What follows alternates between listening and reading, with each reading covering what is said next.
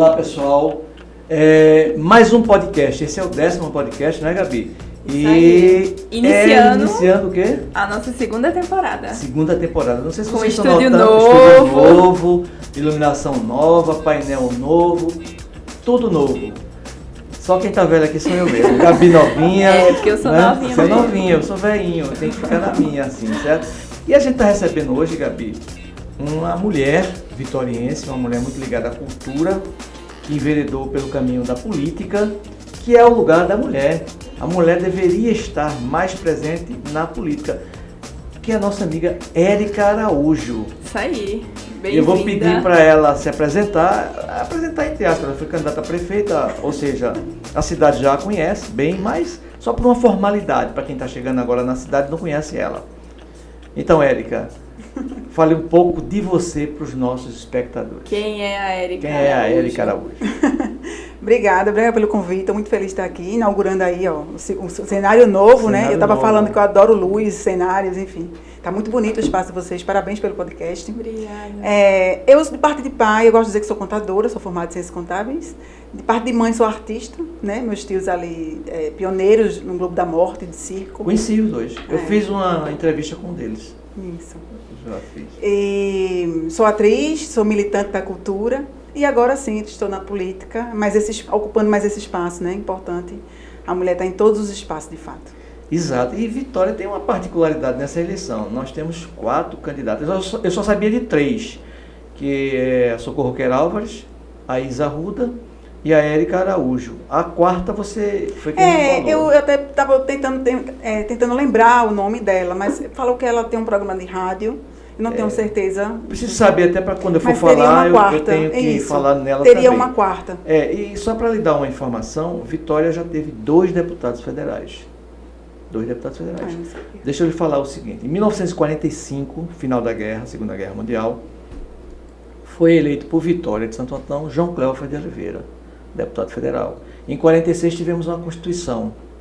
E essa Constituição teve um vitoriense fazendo parte dela, que foi exatamente João Cléofer de Oliveira.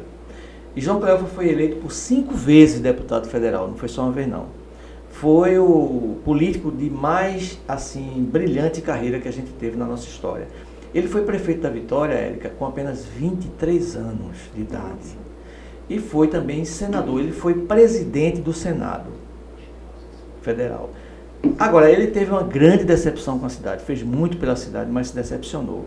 Em 1974, ele foi candidato à reeleição ao Senado. Concorreu contra Marcos Freire. Não foi da sua época não, você não deve se lembrar, mas Marcos Freire era um fenômeno político, de Olinda inclusive ele.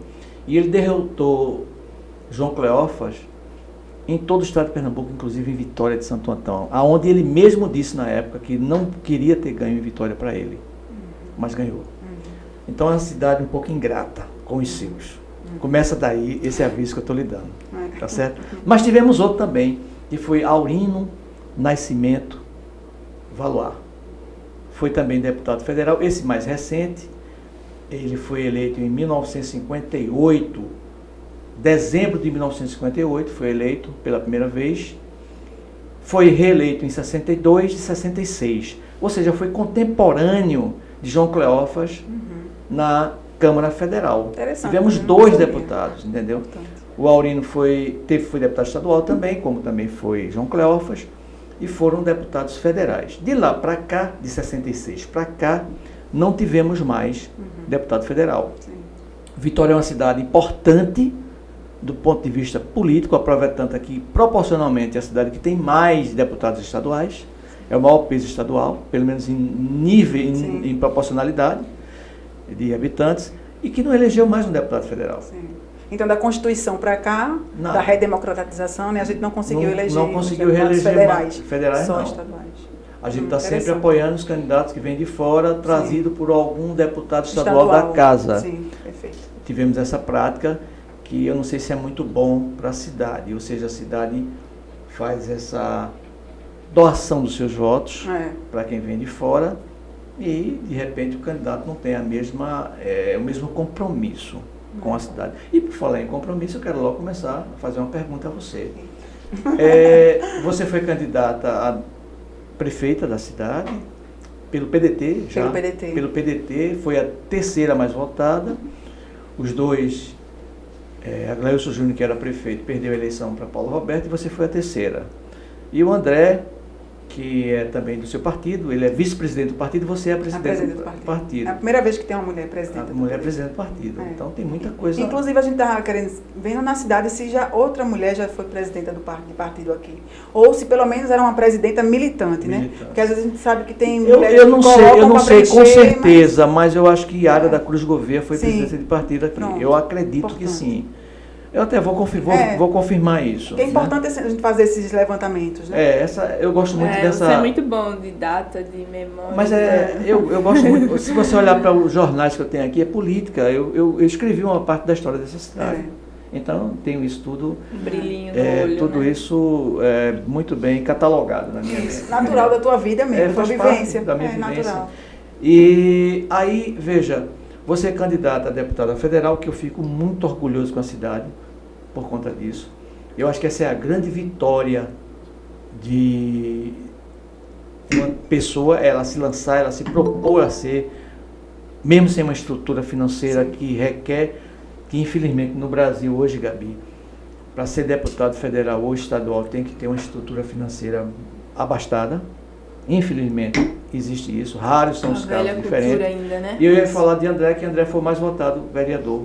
Isso, ele foi mais vereador do estado de Pernambuco. E do PDT também. Do estado de Pernambuco, isso, PDT. Entendeu? Então Vitória tem aí representantes bons do PDT. Mas acho que estamos aí na mudança. Eu sempre disse a você, quando o André se candidatou, que André seria o mais votado. Você me contestou. Não, eu não contestei. E eu sempre disse, veja, ele vai ser o mais votado. Eu sou conservador. Sim. Eu faço uma análise conservadora, mas entendo o seguinte. Do ponto de vista conservador, você tem que entender o seguinte. André é uma novidade. André é um cara que está surgindo na política de Vitória. Surgindo sem recurso, sem padrinho político, sem nada. De forma independente. Ele está vindo do zero. É difícil uma caminhada dessa. E é até bom você falar sobre isso. A gente está junto. Eu gosto de contar que André me encontrou na rua, né? Eu estava trabalhando normal e ele me achou, ele procurou saber quem eu era. Eu já trabalhava na prefeitura nessa época, era contadora. E ele queria que eu fizesse parte do aposento vereador na época, de 2010. Eu aposentei. Eu aposentei. Eu entrevistei ele com Pedro. Pronto. Na época que eles lançaram. E eles queriam, assim, uma organização do movimento. Aquilo que era um movimento, ele queria fazer uma associação, criar um CNPJ. E aí ele me chamou para conhecer o grupo e fiquei com eles até hoje, né? Então, assim, André foi um vereador mais votado, tudo, né? Muito importante. Mas é importante dizer que a gente começou em 2010. Então, o nosso grupo fez um vereador depois de 10 anos. 12, é o sistema, você tem um enfrentamento de um sistema independente, é dessa forma. O nosso propósito enquanto grupo, enquanto movimento desde o início, nunca foi o poder, mas a transformação. É a independência de dizer assim, eu quero esse espaço, eu tenho direito a esse espaço. Eu não vou pagar por ele. Eu vou lutar e conquistar. Não é legítimo, inclusive. Não é legítimo. Então, quando a gente fala assim, uma eleição ela custa caro, de fato. Mas, na verdade, Gabi, não custa, é gratuito. Eu somente me lanço. Agora, existe um sistema que faz você pagar para estar ali. Veja, eu entendo uma coisa. Se eu fosse um homem hoje milionário, tivesse $1 bilhão na minha mão, eu não seria candidato para gastar dinheiro. Por quê? Porque eu poderia, com esse dinheiro, ajudar a população de outra forma. Mas é isso. Não é isso? Isso. Se eu entrar num sistema desse, e quem entra nesse sistema, não estou dizendo que são todos, mas os que entram para tirar o que botou. Mas é isso. E tirar mais alguma coisa. A corrupção do Brasil começa daí. Eles negociam. Já está negociado. Está negociado. Olha, como negociado. É que um prefeito vai gastar R$5 milhões para se eleger, se durante o mandato dele ele vai tirar R$400 mil? Explica como não isso. Faz sentido. Não faz sentido, né? É um negócio, né? É um negócio. Então, é uma elite, muitas vezes, como você falou, não é todo mundo, mas existe uma elite irresponsável. Pessoas que têm dinheiro, que poderiam estar investindo na sociedade. Uma fundação, né? Uma associação. De várias formas. A política está em todos os lugares. Não necessariamente no poder. Então, a gente tem uma elite, como eu já falei, não todas, mas que está na política para ter poder. E é a nossa grande dificuldade. E se locupletar por esse poder, com esse poder. Deixa eu te fazer uma pergunta. Você tem alguma meta, objetivo maior, para o povo entender melhor, em ser deputada federal, caso eleita? O que é que você pensa? Qual é a sua linha de atuação? Você pretende atuar onde? Importante. O que faz um deputado federal? Muita gente nem sabe, né? Então, um deputado federal, ele vai legislar... Faz a mesma coisa que um vereador, só que de grande proporção. E vai fiscalizar o executivo, mas ele vai propor lei, ele vai propor debates, vai fazer alterações, vai vetar alguma lei do executivo, enfim. Mas eu tenho uma militância já na cultura, eu tenho uma vivência na cultura, mas eu acho que o importante para qualquer político hoje no Brasil, para além das leis, porque já tem tudo pronto. A gente tem todas as leis desse país pronto, o que ela não é executada. A gente não tem um corpo, um congresso, que execute o que está escrito, já está ali no papel. Mas é uma legislação, é uma constituição meio que morta, né? A gente precisa fazer aquilo ter vida, né? E um dos compromissos, eu acho, de qualquer político hoje no Brasil tem que ser a educação. Independente da bandeira que você tenha, mas é a educação. Não é possível que a gente tenha crianças analfabetas, entendeu? Não é possível mais que as pessoas não saibam o que é votar. Não é possível a gente ter preconceito de religioso, intolerância de gênero. Isso tudo é por conta da educação, gente. Não é possível que a gente vai ter pessoas negociando um cargo, um mandato. Isso não existe. A gente precisa de populares se candidatando também, mas eles nem sabem que podem ser candidatos. Isso é o que mais dói. Por que a gente tem uma escola que não tem boa edificação? Porque as mães não sabem que elas podem se juntar e fazer a transformação naquela escola. Quantas mães nós temos? A gente não tem uma creche. A gente não tem uma creche porque aquelas mães não sabem que tem o direito de ter uma creche. Eu faço questão de ficar falando, parece até repetitivo. Érica só fala de creche. Tem que falar de creche porque é uma vergonha. A gente tem uma cidade rica do interior, não sei quantos mil habitantes, não tem uma creche, porque as mães não sabem. E elas não sabem porque não tiveram educação. Então, assim, a base, de fato, de uma sociedade é a educação. Aí a gente vai fazer prevenção de violência doméstica, a gente vai ter bons políticos, bons pais de família, boas mulheres, bons filhos, entendeu? Mas é o compromisso com a educação. Agora, como a gente já tem na lei, é um compromisso moral, né? É um compromisso moral. Eu diria mais, Érica, que o nosso compromisso com a educação ele é formal, mas a gente não teve ainda governos com compromisso na qualidade da educação. Eu sou professor, estou na escola pública, no dia a dia, eu sou do chão da escola. Eu já fui diretor, mas hoje eu estou fazendo o que eu gosto de fazer, que é dar aula. Então eu sei as dificuldades do aluno, sei as limitações da educação hoje e sei o que ela precisa. Então, eu vou contar uma historinha rápida. Sim. Eu gosto muito de contar historinha. Fica à vontade. Que é o seguinte. Vamos ouvir a história. A ignorância. Eu sou teatro, eu escrevo, então eu adoro uma história. A ignorância é uma coisa. Você falou agora no nível de ignorância do nosso povo. Ignorância é falta de conhecimento. Isso aconteceu mesmo. Eu estava um dia na rua e estava sem o meu carro. Meu carro estava na oficina e precisava pegar um ônibus para vir para cá. E fui para o ponto de ônibus. Cheguei lá, esperando meu ônibus, tinha uma senhorinha. Meu ônibus demora, meu ônibus é de hora em hora. O dela passa de 10 em 10 minutos. E ela ia para Pirituba. Ela pegava o ônibus para Pirituba. Passou um ônibus, passou 2, passou 3, passou 4 e ela não pegava. Aquilo me chamou a atenção. Aí eu fui lá e disse, a senhora vai para... Uma senhorinha já bem de idade. A senhora vai para onde? Ela falou, vou para Pirituba, meu filho. Minha senhora, já passou uns 3 ônibus de Pirituba aqui, a senhora não pegou ainda.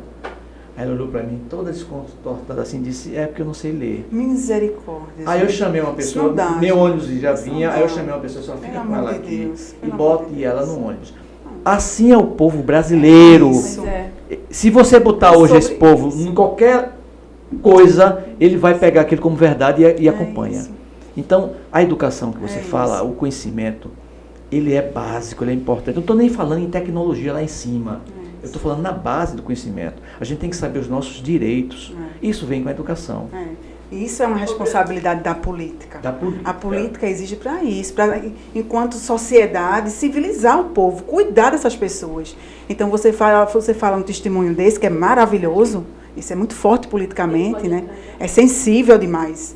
Porque significa muita coisa, né? Então, você fica totalmente dependente às cegas. E você... E já é uma idosa, né? E você... Olha quantos anos se eu ela quisesse teve. se eu quisesse fazer uma maldade que ela... Botar ela para outro bairro. Isso acontece na prática, na política. Tem gente que nas informações. Exatamente. Acontece isso, entendeu? Sem informação você fica cego. Então... Vai para qualquer canto que estão mandando. São coisas, Gabi, que eu até esqueço disso. Acontece no dia a dia. Eu me lembrei agora porque você falou. Mas aí você pega um aluno em sala de aula hoje, como eu estou em sala de aula, e às vezes eu tenho pena do nosso país, do nosso povo, em relação ao descaso dos governos. Não é desse governo, não, é dos governos que vêm passando isso. ao longo dos anos e deixando o nosso povo assim desassistido da qualidade, da boa qualidade da educação. Mas é um projeto, né? Isso é um projeto de um sistema que quer esse retrocesso. E aí, nosso convidado entrou, foi? Tem gente entrando aqui, deixa me ver quem é. Tô assustada, quero saber quem é. Deixa me ver quem é que está entrando aqui para falar com nossa amiga Érica. Quando ele entrar, aí ele entrou, olha aí. E aí, André? Já tô te vendo, André. Tá nos ouvindo, André? Ele tá lá regulando ainda o celular dele. E quando eu falar para ele, Bruno, eu olho para aqui, Você olha para sua câmera. Por aqui, né? Melhor? Para ele me ver lá de frente. De frente. Senão isso. ele vai ficar vendo-me de costas. Mas aí ele tá lá regulando ainda. Mas tem um caso legal, enquanto ele, se você gosta. Gente, desculpa, tô apanhando aqui. Mas é normal, André, é normal. E também a gente tá testando esse modelo com você, viu? Inclusive eu tô sem conseguir ouvir o áudio de vocês. Peraí, então. Agora tá ouvindo? Agora. Estamos em teste, vocês e nós. Então, André, nós estamos aqui com a companheira sua de luta, Érica Araújo, que é candidata a deputada federal. Eu não disse a ela quem ia entrar, não. Foi sabe? uma surpresa. Eu disse, vou fazer uma surpresa. Ela ficou toda nervosa. E eu não sei se você vai gostar da surpresa, mas eu arrisquei certo, né? E aí estamos começando esse bate-papo, André. No estúdio novo, ó. Se você olhar direitinho, você vai ver que a gente está com um estúdio novo, a gente já deu uma reformada legal, aos pouquinhos. É aquele trabalho de formiguinha que você tanto fala, entendeu? A gente vai aos pouquinhos, ajeita uma coisa aqui, puxa um tapete acolá, ajeita um negócio acolá, e daqui a pouco a gente está com um podcast, assim, de alto nível, entendeu? Nossa, mais ainda, né? Mais ainda. Mais ainda. Estamos no começo. E ficou arretado aí no cenário, parabéns a vocês, a Gabi, a Biraca, por esse trabalho aí, tá arretado, pelo menos esteticamente tá excelente, também um pouco que eu vi aí dos programas, ficou arretado e Vitória está precisando de propostas modernas de comunicação. E isso, André, e você logo vai ser um dos nossos convidados, você vai ficar assim, numa reserva técnica para um momento especial, você vir para cá. Eu não posso, eu estava dizendo a Gabi, eu não posso queimar André, não. Eu tenho que aproveitar o potencial dele, entendeu? Tem que usar bem esse potencial dele, entendeu? Aí a gente está agora com a Érica, eu queria que você falasse com a Érica sobre a candidatura dela. Olha aí. Eu estava dizendo a ela antes de você entrar que eu estou muito feliz, Vitória tem 4 candidatas mulheres para deputado federal. Eu fiquei muito feliz. Deu de goleada nos homens. Homem que eu saiba só tem 2 até agora, que eu saiba, né? Quem são? Eu não sabia. Carlos Henrique. Carlos Henrique confirmou? Confirmou aqui com a gente, ele confirmou que é pré-candidato. E também Dr. Saulo. Dr. Saulo? Dr. Saulo que vai e volta, ninguém sabe se vai ser. Mas vocês estão dando de goleada. Para quem achava que mulher não tinha espaço na política, olha aí, chegando no espaço. E aí, André? Eu acho que o trabalho de Érica é fruto de uma escassez de novas lideranças aqui na cidade, né? Quando a gente começou o movimento Aposente um Vereador, tinha um amigo nosso, Vanderberg, que ele sempre falava que esse processo que está sendo fomentado a partir do Aposente um Vereador, que está sendo dado sequência, a grande importância dele é construir novas lideranças. E é muito difícil construir lideranças femininas, né? Eu acho que a sociedade já tem uma outra aceitação com relação a isso. Hoje, os partidos estão loucos atrás de mulheres para disputar a eleição, não só por causa da cota partidária, mas também porque as mulheres passam uma credibilidade maior na política e está tão desgastada e tão desacreditada, né? A gente está numa crise de liderança, crise de representação. Toda vez que você ouve uma mulher política falar, você sente mais, pelo menos acontece isso comigo, eu vejo isso com as pessoas, sente mais a sensibilidade, sente mais verdade, acha que ela vai ser muito mais empática como uma política, muito mais humana. Então, eu sou muito, encorajo muito o trabalho aí de Érica, eu acho arretado. A gente vai eleger ela deputada federal. Lá, isso, se Deus. E eu estava dizendo a ela aqui, antes de você entrar, que Vitória já teve 2 deputados federais. Inclusive, eles foram contemporâneos na Câmara Federal, que foi o Aurino Nascimento Valois e o João Cleofa de Oliveira. Certo. João Cleofa teve 5 mandatos de federal, acho que pouca gente sabe disso, foi senador, foi presidente do Senado, mas teve uma grande decepção na vida, viu? Ele perdeu a reeleição para o Senado em Pernambuco, para Marco Freire, e perdeu em Vitória de Santo Antão também. O próprio Marco Freire reconheceu que ele não poderia ter perdido aqui para ele. Entendeu? Então, a cidade é um pouco ingrata também com questão política. Nem sempre ela responde bem. Mas eu espero que dessa vez a população entenda da necessidade de uma liderança federal da cidade, que já teve, o Vitória já teve esse glamour político, já foi um centro regional político. Perdeu isso desde a década de 60 para cá. E temos aí Érica, temos a Socorro Querálvares e temos a Isa Arruda. São 3 candidatas. A outra eu não sei o nome. André, tem uma radialista que eu fiquei sabendo. Eu realmente espero até o final do programa tentar lembrar o nome dela. Mas tem uma moça que é advogada. Ela tem um programa de rádio, mas eu não sei o nome dela ainda. Não é Manuela, não? Não sei. É Manuela? Não sei. Ela é advogada? De Pombos, tal, advogada. Não, mas ela é de Vitória, né? Vai sair por Vitória, não é isso?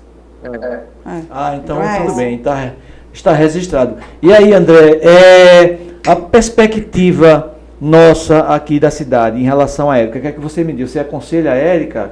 Qual é a sua posição com relação a Érica? Será uma boa deputada federal para Vitória?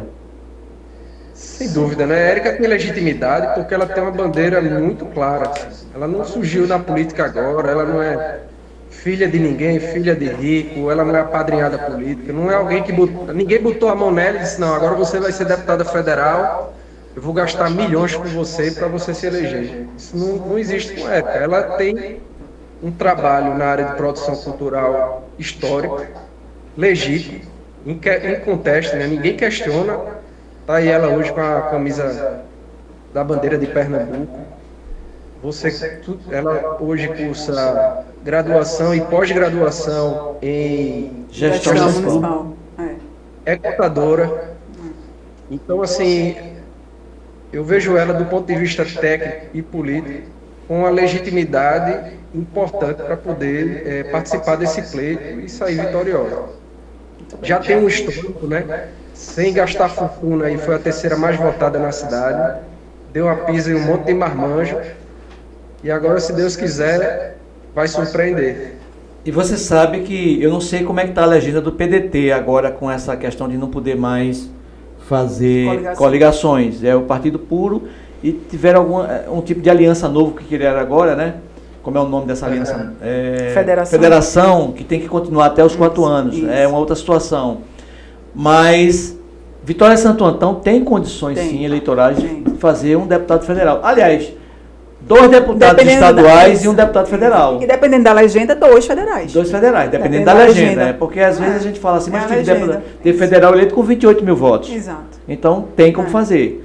Então é a população se conscientizar, se voltar um pouco mais para dentro dos seus valores políticos, para poder deixar de estar dispersando esses votos, que não vão votar em serviços para a cidade, em benefícios para a cidade. O eleitor tem que pensar nisso. Eu vou votar em fulano de tal, que fulano de tal está me apresentando. Será que esse fulano de tal vai amanhã chegar junto desse representante meu para trazer benefício para a Vitória? Não tem acontecido isso. Não tem acontecido isso. A cidade está entregue.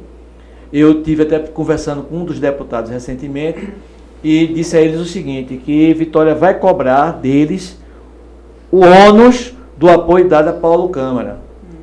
Eles ficaram com bônus durante esses 4 anos, agora o ônus vai ser cobrado agora. Inclusive vou convidar os 3 para participar, você também vai vir nesse momento, e vocês vão falar das suas propostas e eles dos trabalhos dele. Isso. Eu vou querer saber exatamente o que é que tem sido feito durante esses 4 anos. Eu vou só me referir aos 4 anos. Isso. Que houve uma renovação, né? No caso, o Henrique é novo, o Vitor é novo e Joaquim já vem de 2 mandatos. Isso. Mas vou cobrar deles isso aqui. Vou começar a fazer política da forma correta. Dar espaço a todo mundo, como sempre fiz no jornal, você sabe disso, você é testemunha disso. E vamos cobrar das pessoas. Vamos convidar todos. Vamos convidar né? todos. Quem não quiser vir, não venha. Fica lá. Mas vão ser convidados. Vai ter espaço para mostrar. Quem tiver vídeo para mostrar as obras, a gente vai mostrar as obras que estão sendo feitas. Eu quero transparência nessa questão política. Torço muito por uma renovação política na cidade, renovação não só de nomes, mas de postura política, de prática política, porque não adianta nada mudar um nome por outro com a mesma prática política. Não muda nada. Mudou só o nome. E a cor, né? E a cor. Mudar a cor. Você tem cor não, né, meu amigo André? Criou uma cor para você, já tem 4 cores. O arco-íris está completo já. Você tem que ficar numa cor neutra agora. Cinza, ou branco, ou preto, ou cinza. Não deixaram mais cor para você. Você tá ferrado, viu? Meu amigo, mas foi muito bom falar com você. Ótimo. Fizemos um teste aqui, tá aprovado o teste, não tá? Aprovadíssimo. Eu já sei que eu vou fazer muita estripulia com essa tecnologiazinha que a gente tem. Eu com o jornal, papel e a caneta, fazia, imagina agora, eu podendo mostrar. Mas eu tô aqui para segurar você. Vai me Lá segurar, atrás você não tinha eu não, agora você tem. Você é pior do que eu, não fale não. Você é muito pior do que eu que tenho que segurar você. Entendeu? É diferente aqui. Se me achava radical, você, minha filha, você me supera muito. Não, é porque se eu for falar tudo que eu penso, não falo. Eu vou ficar calada mesmo, entendeu? André, meu filho, muito obrigado pela participação. E a gente vai se ver em breve. Você vai estar aqui no estúdio em breve, viu? Beijo, André. Obrigada pela surpresa aí. Beijo, André. Obrigada pela surpresa. Um abração, André. Valeu, Érica. Valeu, Biraca. Fique com Deus. Boa paz. Ô, Érica. Tchau. Eu tava vendo aqui, eu queria saber sobre Boneca Vitória. Ai, massa. Obrigada, Gabi. Amei você relembrar. Deixa eu só concluir a questão da educação. Sim. Porque pra gente não ficar discutindo e não ter uma proposta. Isso. Tem uma saída. Eu vejo uma luz no fim do túnel e vejo o quanto que um deputado federal ele pode espalhar essa luz. Esse tem um caso em Sobral que há anos ela vem sendo o número 1 na educação no país, no Ceará, no Nordeste, hoje é uma referência. E o que eles fazem lá? Qual foi o grande acontecimento que Sobral vem se destacando como esse ensino de qualidade no país, sendo uma região Nordeste, né? A gente fala assim porque sempre se espera do Sul e do Sudeste, nunca do Nordeste, mas somos uma potência, né? E o que está acontecendo lá, Gabi? Os professores fizeram um pacto. A educação fez um pacto com todos os políticos. Eles têm essa prioridade na alfabetização. Eles começam lá, inclusive, um ano antes do tradicional. Então, as crianças começam a ser alfabetizadas aos 6 anos de idade. Tem todo um processo, um programa de... É como se fosse uma decoração da alfabetização. Eles têm uma técnica lá para que as crianças não já cheguem na escola do zero, mas que elas venham recebendo um treino antes, né? Não só isso, os políticos mantêm o sistema, o programa, para que ele não seja descontinuado, que a gente tem um problema entra um governo, descontinua o programa do outro. Não se tem uma política de Estado. De Estado. De governo. Pronto, é isso. Então, eles continuam com o programa, independente do político, da bandeira, da cor que esteja ali. E existe também uma colaboração entre os professores. Veja quantos fatores. Existe uma colaboração entre os professores. Então, a escola que não está conseguindo alcançar as metas, ela não vai ser... sabe, xingada ou excluída, não. Outros professores vão lá e vão dizer, vamos descobrir o que está atrapalhando aqui. Então, existe um sistema de colaboração entre os profissionais da rede. E também, claro, a bonificação para quem está se destacando, para quem consegue, para quem ultrapassa a meta, que faz parte, é o incentivo. Então, você tem aí um compromisso político, uma política de Estado. Você tem a colaboração da rede, uma consciência de que a importância da educação na vida das pessoas, como a gente falou aqui, para uma sociedade, para um país, né? E tem essa colaboração e essa bonificação aos professores. Então, de repente, é um sistema que a gente precisa ampliar. E testar, né? Vai testando e vai adequando em cada espaço, claro. Mas, assim, só para a gente pontuar que existe saída, é vontade política. Né? Falar em vontade política, eu quero lhe dar uma mensagem em nome dos professores. Classe a qual eu represento, sou um professor, e posso lhe dizer o seguinte, tudo que você falou, beleza, ótimo, ótimo. Mas eu queria ter como referência o Japão do pós-guerra. Para mim seria uma referência, porque muitas vezes a gente teoriza muito, Sim. mas na prática as coisas não funcionam. Então eu prefiro exemplos exitosos, coisas Sim. que deram certo. O Japão da Segunda Guerra Mundial, Gabi, depois da Segunda Guerra, ele foi proibido de investir em armas. Investiram, e veio o Plano Marshall e investiu dinheiro neles. Não só no Japão, como nos derrotados de guerra. E na Europa também, nos países aliados, que é para dinamizar e voltar a ter comércio, a ter indústria, que os Estados Unidos ficou sozinho, muito rico, mas só. Bom, o Japão fez o quê? Não investiu em arma, investiu em educação. Deixa eu te contar uma história. Nada feito no Japão, produzido no Japão antes da Segunda Guerra prestava, era pior do que o Paraguai hoje. O relógio japonês ninguém queria ver. Não se via aquela tecnologia. Aí o que aconteceu? Investiram forte e pesado. Educação, educação. Um professor saiu de $70 para $200 de salário básico. Na época, hoje não é nada, mas na época era dinheiro. Era muito dinheiro. Resultado, não só isso, mas todo um preparo, formação, boas escolas. E tem uma coisa que marcou muito. E eu vi o filme disso, eu vi a reportagem antiga disso. Hirohito, que era o imperador do Japão, veio visitar o Brasil. E numa dessas visitas, ele encontrou o pessoal esperando ele, várias autoridades, inclusive o presidente do Brasil, esperando ele. Só que ele fez o quê? Ele se curvou apenas para o professor que fazia parte ali daquela comitiva. Os outros ele deu a mão. E aí perguntou a ele, por que você se curvou para aquele professor? Porque no meu país eu só me curvo aos professores. O resto da população toda se curva para mim. Então você veja o respeito que ele ainda hoje tem com os professores. Angela Merkel, na Alemanha, agora recentemente, os juízes fizeram um movimento para equiparar o salário dele com o dos professores. Ela disse que não equiparava. Por quê? Isso foi coisa recente, coisa de 2, 3 anos. Porque eu não vou pagar a vocês igual a quem ensinou a vocês. Então é a base da educação. Os países subdesenvolvidos fazem o quê? Exatamente o contrário. Subjugam os professores, tratam mal, pagam mal e querem qualidade. Não vão ter nunca. Os grandes cérebros de educação fogem da educação. Você sabe que no lançamento da minha pré-candidatura, quem leu meu currículo foi a minha primeira professora. E eu falei sobre isso. Que legal. Eu falei sobre tudo começa ali. O professor, o primeiro lugar, a escola é o primeiro lugar que a gente vai depois que a gente está em casa. A criança fica sempre em casa. E hoje, quando a gente vai para a escola é o primeiro lugar com o estranho, né? E a partir dali você vai criar uma relação. E eu tenho muita sorte, muito privilégio dela estar viva. É a minha vizinha praticamente, ela mora no mesmo bairro que eu. E convidei-a para ler o meu currículo. Então, foi ela que leu o meu currículo de pré-candidatura. Foi uma homenagem aos professores por conta dessa simbologia que existe. E, de fato, na prática, o que ela faz com uma pessoa, né? Transforma um cidadão, né, gente? É a Apolo tá perreando aí. Não. O fio. O fio. Eu acho que eu afastei um pouquinho, não foi? Foi. Aí, E a sua cadeira pegou aí embaixo. Foi a Apolo. Aqui eu tive que me afastar um pouquinho. Mas e aí, ficou ok? Mas e a boneca Vitória? Isso, vamos entrar nesse assunto aí. Que Então, eu sempre fui muito inquieta por conta dos meus pais. Meus pais sempre, eu morava num sítio, e eles sempre eram envolvidos com festa de criança, festa de Natal, entregava roupa, presente nos bairros. Então, minha casa sempre foi muito movimentada nesse sentido. Quando teve a cheia, aqui em Vitória, que foi em 2005. 2005, né? Aquilo foi um choque. Quando eu desci, eu morava no Livramento nessa época, perto da prefeitura. Quando a gente desceu ali para Mangueira, tem um bar por ali, tinha um ônibus dentro d'água.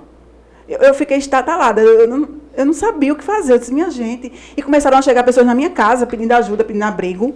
Eu disse, então tá muito sério. Eu e minha mãe desceu para o 3 de agosto, fomos as primeiras pessoas a chegar no 3 de agosto, estava fechada a escola. Estava fechando a escola. E a gente pediu o vigília, né? Por favor, deixe aberto, que as pessoas vão começar a vir, elas precisam de algum lugar. Enquanto a prefeitura não tinha chegado na escola, eu e minha mãe que ficamos lá. Minha mãe ficou na cozinha da escola, eu fui com outras pessoas, a gente chamou outros voluntários, foi buscar comida, enfim. E isso foi um impacto muito grande, para mim e para todo mundo, né?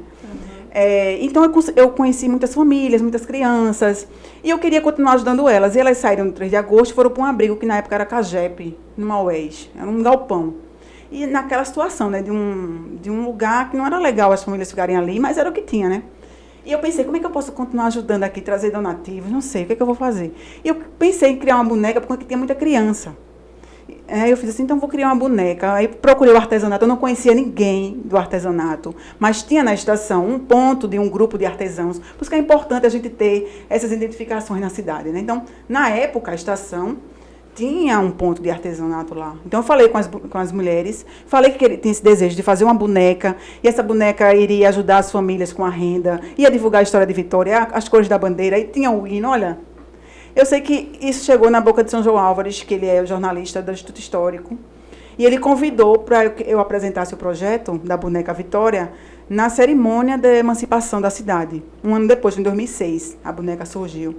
E aí a gente apresentou a boneca lá, já. 6 de maio. Isso. Muitas bonecas foram feitas, né? E até eu falei meu discurso, falei, todos vão sair daqui com a vitória em suas mãos, né? Eu queria que todo mundo comprasse a boneca naquele dia. Então a gente fez muitas bonecas. O nome da boneca era Vitória? Era Boneca Vitória. Boneca Vitória. Era Boneca Vitória e foi uma experiência, uma vivência muito marcante em minha vida, de fato. Entendi. João Álvares é o seu padrinho? Foi meu padrinho no Instituto Histórico. Olha aí. Ele, para mim, é uma referência, né? Eu gosto muito de João, eu aprendi muito com ele, observando ele. E foi ele que me apresentou a Zé Aragão. Eu tive o prazer de conhecê-lo vivo. Fui, inclusive, mentor da homenagem que a Faitivisa fez para ele com o auditório. Na época eu conversava com a Jarinha queria um nome para botar no auditório, e ele estava vivo. Aí eu disse, Jarinha, coloca o nome de professor Aragão. Ele falou, mas ele está vivo. Eu disse, qual é a graça de botar quando ele morrer? Eu nunca vi. A única coisa que proíbe são ruas, avenidas, logradores públicos. Aí é proibido por lei federal. Mas o resto aqui é particular. Ele fez, mesmo, vou botar. E botou, ele inclusive estava até doente, cadeira de roda na época. E eu fui conhecê-lo, eu fiquei assim muito sensibilizado com ele. Sim. Eu fui conhecê-lo em Recife, ele já estava em Recife, estava andando com muita dificuldade já, né? Aquela coisinha para a cadeira, voltava. E aí eu fiz uma cobrança a ele, disse, professor, eu não tenho os seus livros.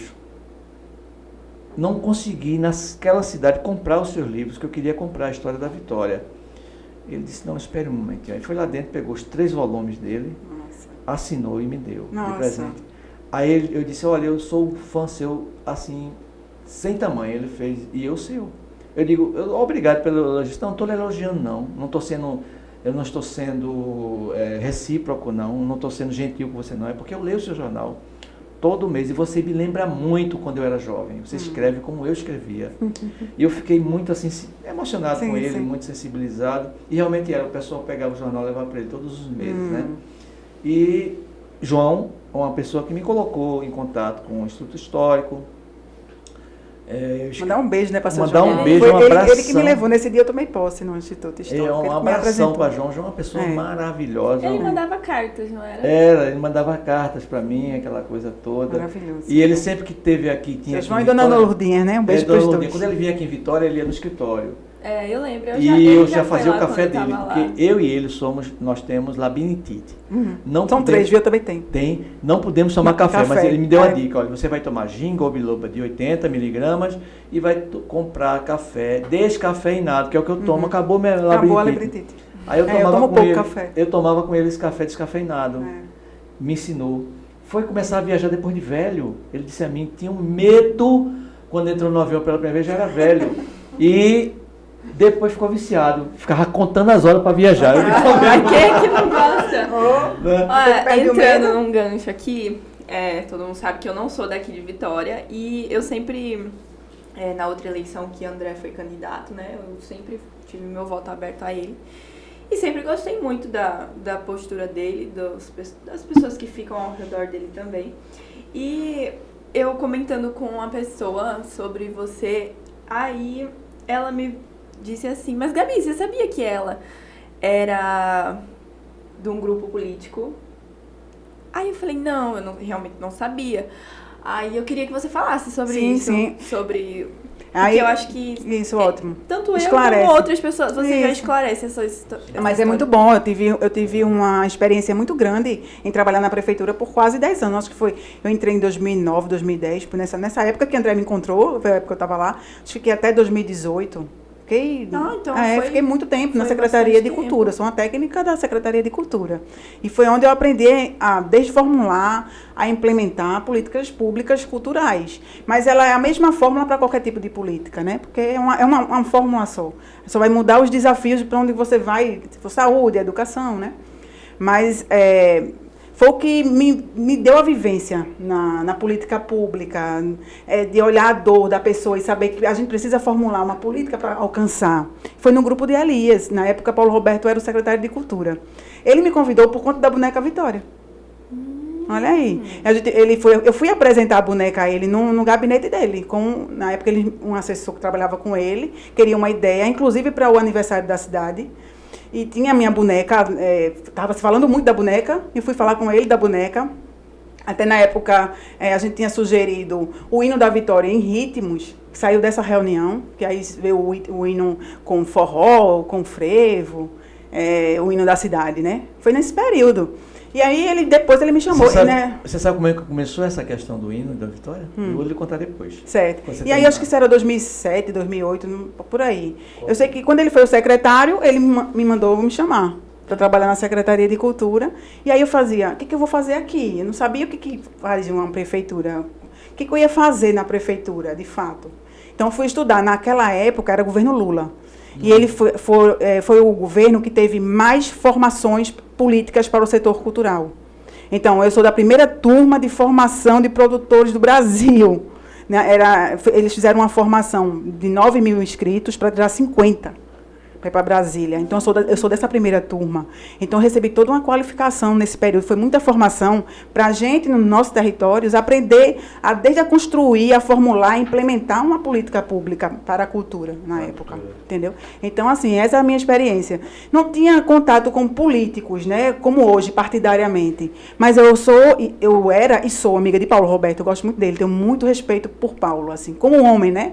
Como político, a gente tem as divergências. Lógico, claro, não tem problema com isso. E eu digo a ele também, como político, não. Eu tive uma... Como homem, sim, gosto muito dele. Eu comecei uma parceria com o Paulo exatamente aí. O Jornal Verdade estava no auge. Eu disse, Paulo, eu vi o hino de Pernambuco sendo tocado em vários ritmos. Não foi ideia original minha, não. Eu já ouvi e trouxe para ele. Vamos fazer junto, Facol e Jornal Verdade. Aí. Você tem a Alvara, que é uma bandazinha, tem um pessoal que você é ligado. Pede para gravar, grava isso e a gente lança junto um CD. No dia 6 de maio, que era o dia da emancipação política. E enquanto isso, você estava tendo essa conversa com ele, eu já estava no estúdio fazendo a mesma proposta. Acho que foi no Instituto Lucenildo. Já estava acontecendo o hino. Então aí tivemos essa gravação. Muito bom, e foi maravilhoso. Foi uma coisa assim. Foi Maracatu. Exato. Então, Gabi. Parece que até aquele menino que faleceu, que está ali, como é o nome dele? O Duda? Não, aquele lá. Pierre, parece que cantou uma parte também. Eu acho que Nildo, eu não sei, não lembro agora de fato os cantores, não. Então, Gabi, tenho essas experiências. Aí participei de campanha, né? Paulo foi candidato já. Ele foi vice-prefeito, né? Não, mas quando eu estava trabalhando na prefeitura, ele foi um candidato. Ah, certo. Então, eu fui para todas as carreatas que tinham com ele, com o grupo, eu estava trabalhando com todo mundo e a gente ia. Agora, já recebi convite para ser vereadora, eu nunca quis, porque eu sabia diferenciar o que estava acontecendo de um sistema, de uma estrutura, do quanto também, assim, mesmo você dentro de um sistema, você pode contribuir com a sua parte. Foi na minha estadia na Secretaria de Cultura, fui a primeira presidenta de Conselho de Cultura, foi que a gente implementou todas as leis. Foi durante o meu período lá. Entendeu? Isso é preciso continuar. Hoje existe, mas assim, é meio engateando, falta firmeza. Porque é um lugar de discussão. Eu e Paulo via brigando. Era uma discussão enorme. A gente não vivia nos abraços, como as pessoas pensavam que a gente era muito amigo, não sei o que, e não brigava. Pelo contrário, vai ver eu e André. A gente vive brigando, porque a gente se respeita. E a gente quer um consenso ali. Então a gente brigava muito. É difícil você ter um funcionário, como eu era da prefeitura, e brigar com o seu patrão o tempo inteiro, porque tem que fazer assim, porque a gente precisa fazer essa. E muitas vezes ele acatou, muita coisa foi feita. É por isso que eu nunca tive perfil para trabalhar em prefeitura com prefeito. Eu me conheço. É muito complicado. O que eu cheguei mais perto de estar numa secretaria foi a de educação, a convite de Aglailson velho, o Aglailson pai. Que ele perdeu a secretária logo nos primeiros dias de governo dele, e aí queria me colocar. Eu disse, Aglailson, deixa eu te dizer uma coisa.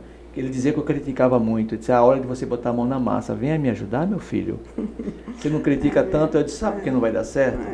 Porque você demitiu essa com poucos dias. Eu não demoro uma semana com você. Você vai me demitir logo. Exato. Porque tem firmeza. É porque eu também... Né? É complicado.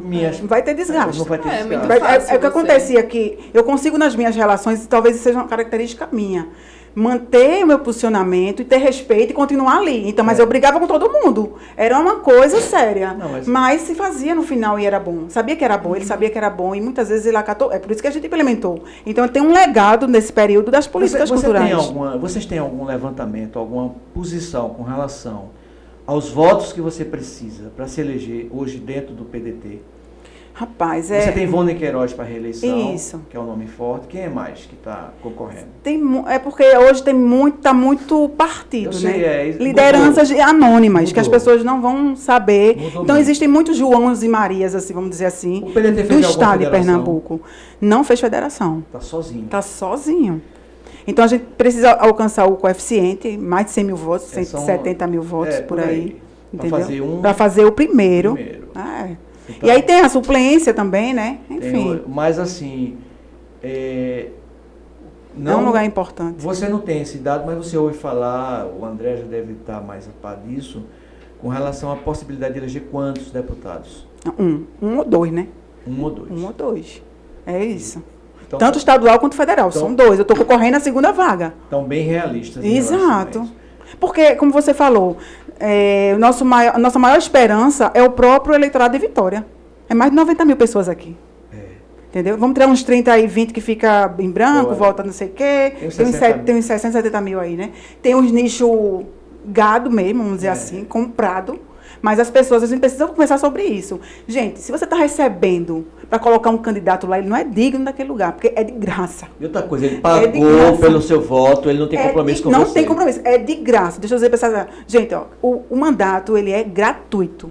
Tá? Quem está pagando e comprando não merece estar ali. Então, você já descarta o candidato. É por aí, gente. Então, eu tenho toda a chance de entrar. Qualquer pessoa tem chance de entrar, se colocar, porque é gratuito. Se tem alguém pagando, é porque não é digno do espaço. Realmente. Tem que vir para a discussão, tem que debater, né? E Gabi também. Eu teve esse contato com a secretária, com o grupo de Elias, né? Na época que Paulo foi secretário, e conheço todos os políticos. Trabalhei com a Aglailson também, logo em seguida. Não, eu fiz essa pergunta. Isso é importante estar. Eu fiz essa pergunta a você, porque às vezes as pessoas podem achar assim, ela não gosta de comentar que foi da outra gestão. Claro que não. Eu contei isso quando fui prefeita. É importante reafirmar. É a minha experiência, claro. E você vai brotar um político, eu vou falar de política pública sem experiência? Eu posso técnica, quase 10 anos. Eu posso trabalhar agora aqui, ter um pensamento e daqui 1 ano, 2 anos eu ter outro pensamento, porque estudei, porque vi que aquilo não é certo. Exato. E é isso. E são as vivências. E assim, eu tenho orgulho de tudo que eu fiz. Mas tudo, toda a minha história, todos os meus amigos, como eu estou falando. Paulo sabe o quanto eu gosto dele. Eu gosto dele. É um amigo de verdade. É um homem maravilhoso. Paulo tinha um desejo muito grande de ser prefeito dessa cidade. Eu acompanhei o sofrimento. Eu acompanhei, inclusive, fiquei muita raiva na época, assim, o quanto ele foi atrapalhado por um grupo que ele gostava, para ele não ganhar. Eu vi isso de perto, pelo amor de Deus. Você está falando da eleição que ele perdeu para Claro, que era dele. Todo mundo sabe que aquilo era dele. Então, assim, eu também vi o homem, né, dessa forma, ser apunhalado também. Então, eu estou falando de pessoas aqui envolvidas dentro de um processo. Deixa eu falar. Agora, depois, você tem um poder, você é um político, você vai tomar determinadas atitudes que aí muita pessoa não concorda e não quer estar ali, né? Não entende também. Mas o homem, sim... Deixa eu te falar uma coisa. Eu vou contar um negocinho a você a nível da política de Vitória. Eu já falei da história antiga, eu vou falar da mais recente. Sim. Nós tínhamos apenas 2 grupos políticos em Vitória. Um liderado por Ivo Queiroz e o outro liderado por José Augusto Ferreira de Moraes. Só esses 2 grupos. O de Ivo tinha Aglailson, Elias e Henrique Queiroz. E o de Zé Augusto era ele, e no caso, depois o Zé Augusto Cavalcante Barreto, que era motorista dele, que ele elegeu prefeito. Mas ninguém. Quando ele morre, esse outro lado morreu também, ninguém assumiu. Ninguém assumiu. Aí fizeram o quê? Aglailson, Elias e Henrique romperam entre si para dividir o poder. Porque você sabe que política não tem espaço vazio, o poder não tem espaço vazio. Alguém vai ocupar aquele espaço. Ocuparam. E estão aí há uns 30 anos, essa mesma pisadinha. Paulo Roberto ou qualquer um outro que viesse mostrar ser uma ameaça a esse controle político, ia ser alijado, ia ser sacaneado, a coisa mais natural do mundo. Ele tinha consciência disso. Ele rompeu com o pessoal e só foi candidato porque ele teve, eu acho que, não sei, eu não posso dizer que eu não vi, mas eu acredito que ele deve ter dito para o grupo, ou eu sou candidato ou ninguém ganha a eleição, e botou o pé e foi embora, porque não era interessante para o grupo ter Paulo Roberto eleito. Pois é. Então, assim, e ninguém vai tirar isso dele, esse desejo que ele tinha, que alcançou por ele, porque ninguém quis ajudá-lo. Ele teve o vento contra ele. O cabelinho tá branco ali, mas conseguiu. Ele teve o vento contra ele, na verdade. Ele velejou com o vento contra ele. Então, isso é o sistema em Vitória. Esse é o sistema de Vitória. Você acha que não está quebrando, não, entendeu? Um pouquinho? Claro que está. Eu estou aqui, candidata. Claro que está, gente. Eu competi com o meu patrão, o ex-patrão, porque, na verdade, está errada até essa colocação. Quando eu trabalhei para a prefeitura, para servir a cidade, não para Elias, Paulo Roberto, para quem quer que seja. Trabalhei para a Glaius, trabalhei para a prefeitura. Nunca trabalhei nos empreendimentos deles particulares, que são deles. Então, eu trabalhava para a prefeitura, as pessoas precisam separar isso. Então, uma vez no rádio, o rapaz perguntou, mas você trabalhou como se ele fosse o meu chefe, meu patrão, e a gente estava competindo no mesmo cargo. Eu disse, qual é o problema? Porque eu trabalhava para a prefeitura, e ali no debate estava o meu ex-patrão, ex-chefe, como se fosse, e a funcionária. Claro que mudou. Onde é que a gente ia ver concorrendo ao mesmo cargo o empregado e o patrão? É assim que as pessoas veem, mas na prática não existe isso. Ele não era meu patrão. Ele era funcionário da prefeitura, assim como eu fui também. E as pessoas precisam sair desse lugar de funcionário e patrão, sabe? Somos iguais. Queremos desenvolver essa cidade. Queremos uma Vitória livre. Queremos que as pessoas participem, que as mulheres entrem no debate, que a gente questione. É isso que a gente quer, a gente tem que fazer. E é isso que precisa ser colocado, entendeu? E eu acho que está mudando um pouco isso pelo seguinte, o fato, uma coisa é você achar ou querer, a outra é acontecer. Eu só faço avaliação pelas urnas. Na eleição passada, tivemos 4 candidatos a deputado estadual aqui da cidade. E eu já preconizava, eu já dizia que André ia ser o terceiro mais votado. E ele foi o terceiro mais votado. O quarto já foi o filho de Henrique. Ele já ultrapassou. Nessa, eu estou falando pelo canto da boca, outra coisa. E mais para frente eu digo o que é. Mas eu acho que a gente vai ter uma grande surpresa para deputado estadual aqui em Vitória. Eu acho também. Eu não sei ainda deputado federal. Eu não fiz essa avaliação. Mas... para estadual, eu tenho quase certeza que André não é mais o terceiro. Vamos ter surpresa por aí. A população está na mão da população. Está na mão da população. Que é livre e sabe que não se paga. Eu acho que essa mudança de Paulo Roberto agora, essa virada, essa guinada para essa mudança, o povo disse que quer realmente novidade, quer mudar. Exato. Foi a primeira vez que um candidato não conseguiu ser reeleito. Foi uma quebra, foi uma quebra. Quebrou um paradigma aí fortíssimo. Já foi uma quebra, isso é importante. É importante. Isso significa que o povo está acordando. Está acordado. São novos tempos, são novas políticas, são novas pessoas. E olha, e espaços como esse. Tá ficando para trás. Exato. E são espaços como esses de vocês, que vai trazer discussão, as pessoas vão assistir, e aquilo vai mexer na cabecinha. Só para você ter uma ideia, a gente está com começou o podcast agora, e ela fez um levantamento das nossas... como é que você chama? Visualizações? Não, métricas. As nossas métricas. Alcance. Olha, está muito melhor do que o Jornal no Auge. Sim. A nível de alcance. Tá vendo? Eu para alcançar 5.000 pessoas aqui, eu tinha que fazer muitos jornais, era muito caro. Hoje em dia a gente consegue. A força da internet. Coisa, né? A gente está aí sozinhos no nosso. Como sempre, não? Não, mas a gente tem uma ajuda boa. Sim. A iluminação divina, né, que chega pra gente. E a força de vontade de querer, né? De querer conhecer histórias, de querer conversar com o pessoal. Eu acho que é a sua própria história, né, Brea? Porque eu acho que Biraca, eu acho não, tenho certeza, na época você já foi um inovador. Então você só migrou, inovando novamente. Exatamente. Você começou a inovar de novo. O que você fez lá atrás, Tô fazendo você agora. fez agora. É um processo natural seu, que é inovador, Exatamente. e está se utilizando dos novos recursos para vir para cá. Mas foi ideia minha, viu? Eu comecei a fazer podcast, Érica. Eu comecei a fazer podcast. Mas precisava do Mirago. Agora eu vou tirar o mérito do Eu Mirago. comecei a fazer podcast, ela sabe Vai disso. começar. Há mais de 10 anos atrás, só que era só rádio. Não. Né? Só rádio. E fazia vídeo, eu fazia entrevistas, vídeos, coisa e tal. Inclusive você gravou minha, não foi, Bruno? Com o próprio Paulo Roberto, quando ele era secretário de Cultura da Prefeitura. Então eu já fazia isso. Aí veio esse modelo para o Brasil, o pessoal pegou e formatou nisso que a gente está vendo agora. Isso. Inclusive foi o Flow que fez isso. Um flow maravilhoso, né? Sou fã dele. O Flow fez isso. Muito bom. Ele pegou o Muito podcast bom. que era rádio e trouxe para isso que é Muito hoje. bom. Entendeu? Foi uma mudança, assim, Pode tirou falar. das mãos Isso. dos caciques políticos regionais o poder da comunicação. Isso foi a democratização da... Antigamente, rádio, não se ouve mais rádio. Eu tenho jornal, mas não se lê mais jornal e nem revista. Hoje, Demorou, viu? hoje tá aqui, ó. Isso aí demorou pra Gente, entender que jornal tá aqui, não tava ó. mais rolando. Mas É ela... uma cultura, né? Mas Ela, muitos anos. ela ficou me catucando, fecha o jornal, fecha o jornal, fecha o jornal. Um tempo eu passei... Não, eu perdi, porque era um gasto, Sim. gasto. Eu perdi jornal era 2 gasto anos. alto, e não adianta. Não compensa. Eu, Não é mais hoje. eu tava no aeroporto de Congonhas com ele ver.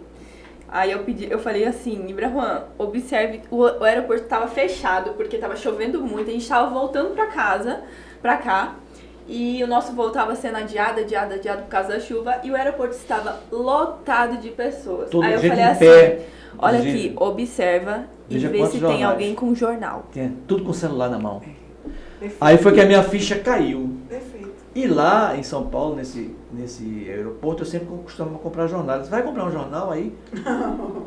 Não tem Folha de mais, São Paulo, adianta. não tinha mais lá para vender. Mas foi estranho não ter o papel. Não ter o papel. Foi estranho Eu não tomei um pegar, susto, para mim foi uma pegar, né? queda. A revista Veja, que na minha casa o jornal. Vai custar 5 minutos. Certo. Eita, já acabou. Eita. O papo tá sendo muito bom que o tempo passou. Mas bota aí, Bruno, bota aí o Instagram dela pra gente dar uma olhada. O palpite padrão tá bom. Ah, entendi. Mas aí eu queria agora Sim, vamos pra lá. gente... Porque a gente começar a conversar... Não, vamos ver o Instagram dela. Vamos ver o Vamos ver o Instagram, Vai então. passar do tempo. Vamos lá. Mas tá tudo bem. É. tá Não, bom. tranquilo. É quando o papo é bom. Assim, Então Vou até abrir. O que é isso aqui? Isso é Guaraná Jesus. Vou experimentar. Posso? Pode, Experimenta, claro não que deve pode. experimentar, é pra você experimentar. Veja É que rosa. ele é rosa? de canela e é da minha terra. E é de tutti-frutti. Não, ele não é tutti-frutti, ele é sim. canela. Ele é de tutti-frutti. Esse era o único refrigerante que ganhava no Maranhão pra Coca-Cola. A Coca-Cola foi e comprou. Cor de rosa mesmo. É. Mas vamos lá ver o E aí? Instagram de Érica. Legal. Bom, Legal. vamos ver o Instagram de Érica. Vamos lá. Mandar um beijo pra Van, que tá cuidando das minhas fotos. Quer dizer, Davi também, Daniel, Tá pegando aqui? Bruna. Ó, Jesus, todo mundo tá me ajudando aí a criar conteúdo e a estudar as imagens.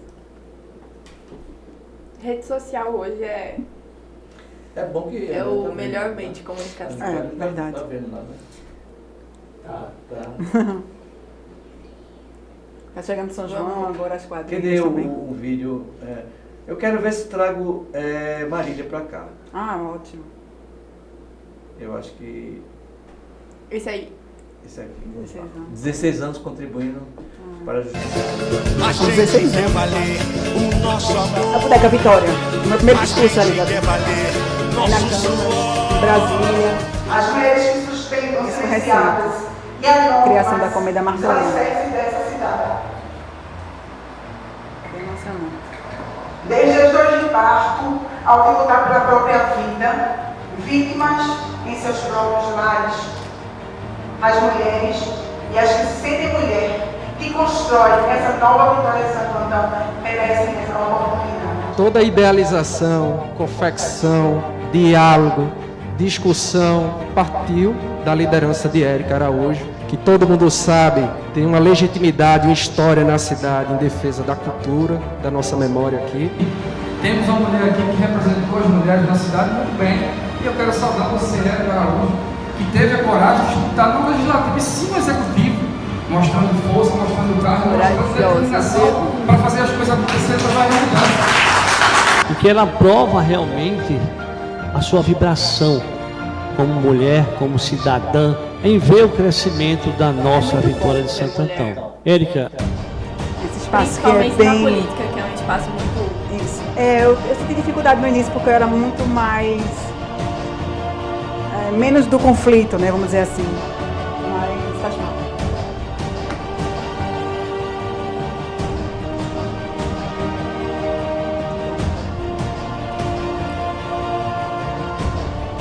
Quadrilheira. Gosto muito de quadrilhas.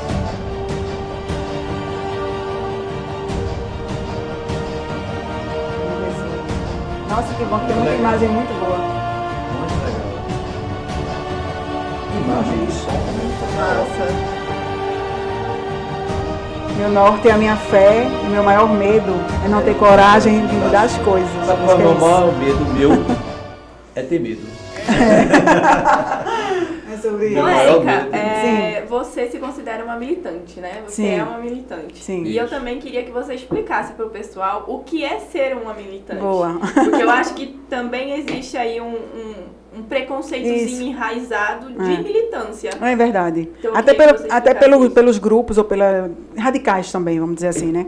Então, acho que você militar por uma causa, como eu sou militante natural da cultura, né?